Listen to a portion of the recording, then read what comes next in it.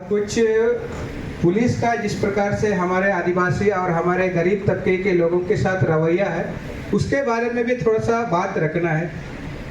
पहला तो है कि मेरा सवाल ये है कि पुलिस जो है हमारे लिए है कि हम पुलिस के लिए हैं, ये मेरा सवाल है। मतलब ये जो आम जनता है, हम पुलिस के लिए हैं कि पुलिस हमारे लिए है। दूसरा ये है कि अभी जैसे जो मैटर हुआ, जैसे दो उदाहरण आया, एक है कि हमारा जमशेदपुर का मैटर है और एक हमारा मझगांव का मैटर है। यहाँ पर जो है कि अभी तक कोई एसआईटी का गठन नहीं हुआ है, कोई तत्परता हम लोग को उसमें दिलचस्पी भी नहीं दिखाई दे रहा है। जबकि मामला जो है हम आदिवासी लोगों के बीच में, और यहाँ पर जो पुलिस के जो अनुमंडल पदाधिकारी है दोनों हमारे आदिवासी हैं। हम तो ये मानते हैं कि इसमें तो ज़्यादा संवेदनशील होना चाहिए। दूसरी बात, हमने ये देखा कि पुलिस का जो कार्यशैली है, जब हम आदिवासियों की पीड़ित हमारे ऊपर आ जाता है तो पुलिस एकदम नरम हो जाती है, उसको समझौता करने का प्रयास करते हैं। लेकिन जब हमारे आदिवासियों के द्वारा कहीं पर थोड़ा सा भी कुछ मैटर आता है तो उसमें जो है कि बहुत गंभीरता से ले लेते हैं, बहुत जल्दी कार्रवाई करते हैं। तो ये दोहरी रवैया पुलिस का हमको समझ में नहीं आता है। उसका दो उदाहरण हमारे पास, दो तीन उदाहरण है, आप सबको बताना चाहता हूँ। पहला जो है कि मैं खुद उसमें पीड़ित हूँ कि मैं एक सरकार की तरफ से ट्रेनिंग में गया था भुवनेश्वर, और जब यहाँ पर हमारा जो ये हमारा नो एंट्री का विरोध चला था, जब हम यहाँ पर उपस्थित नहीं थे, फिर भी हम उसमें नेम्ड एफआईआर है ना, नेम एक्यूज है उसमें। दूसरा हमने देखा कि जब हम लोगों का मंझारी का एक केस है लूट का, उसमें जो केसकारी है उसमें 3 लोगों का नाम था, और केसकारी के द्वारा बाकी 2 लोगों का एफिडेविट करके पुलिस को दिया गया कि ये लोग इसमें शामिल नहीं था। फिर भी पुलिस ने उन लोग को जेल भेजा। अभी तक वो लोग जेल का चक्कर काट रहे हैं। तो ये हमको समझ में नहीं आ रहा है कि पुलिस का कार्यशैली क्या है। तो इसमें जो है, इसके बाद आज अभी जो हम लोग को मैटर आया, वहाँ पर हमारे आदिवासियों को मारपीट करके घायल कर दे रहा है, फिर भी वहाँ पर एफआईआर नहीं हो रहा है। तो ये इस पे मतलब कि संदेह ज़्यादा है कि ये पुलिस जो है कि हमारे लिए है कि किसके लिए काम कर रहे हैं। अब इसमें भी हमको इसमें कोई शक नहीं है कि अभी पुलिस प्रशासन जो है वो किसी विशेष पार्टी के लिए वोट बैंक है, जो ऑपोजिशन है, जिसके लिए अभी नरम पड़े हुए हैं। तो क्या यहाँ से जो है अभी आगे हमको ये आश्वस्त मिल सकता है कि आगे जो है हम आदिवासी जो गरीब तबके के लोग हैं उसके साथ पुलिस खड़ा रहेगा, उसके साथ न्याय होगा? तो यही मेरा सवाल है। क्योंकि अभी जो है जैसे अभी 3 समन का बात कर रहे हैं, हम उसको 3 समन भेजेंगे।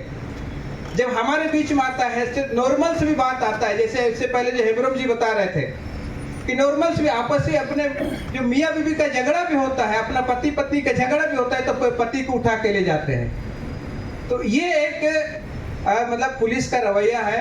क्या ये छवि सुधरेगी हमारे बीच में? तो ये सुधरेगी तो कैसे सुधरेगी?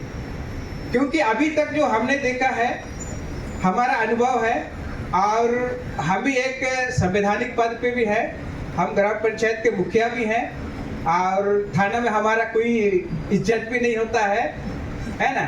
तो ये एक व्यवस्था है, क्योंकि शायद हम आदिवासी कोल हैं तो इसीलिए ही हमारा कोई इज्जत नहीं होता। वहीं जगह अगर कोई मोमडम या कोई हिंदू समाज के लोग, कोई ब्राह्मण लोग जाते हैं तो उन लोग को ज़्यादा इज्जत होता है।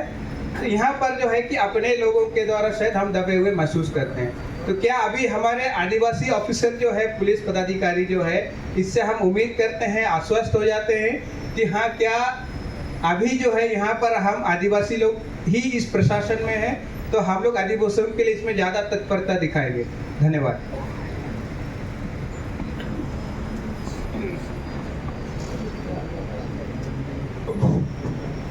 देखिए, देशावली पांडुकी का देशावली प्रकरण निसंदेह बहुत दुखद है। और इस संबंध में जब हमको पता चला, इस संबंध में फिर आप लोग के द्वारा 16 तारीख को होम महासभा हुआ था।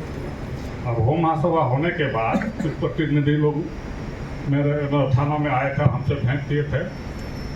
और ये देशावली वाला प्रकरण के तहत या इसके जरिए हमको भी ये जानकारी हुई कि पूर्व में भी बहुत तरह से हम लोग का आदमी को प्रताड़ित किया गया है या थाना में उसको रिश्वत नहीं दिया जाता था, और उसके चलते ये मामला इतना आगे बढ़ गया है।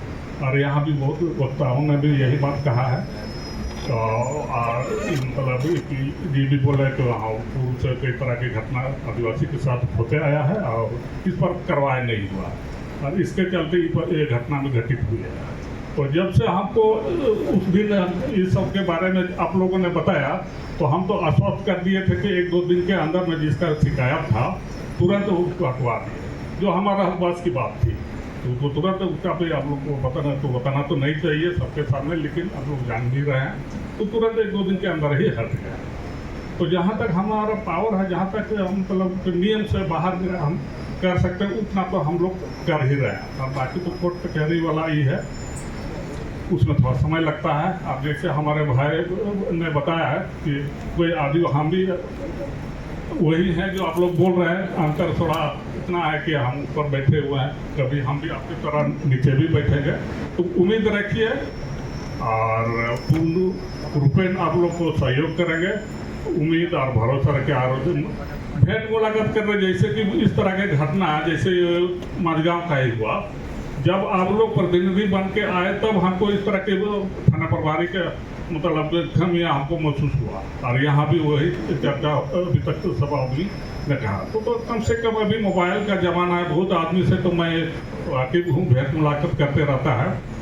तो कोई भी किसी तरह का कोई दिक्कत थाना में अगर नहीं कार्रवाई होता है, तो थोड़ा हमको भी जानकारी देने का कष्ट करें, तो हम थानेदार से करवाएंगे।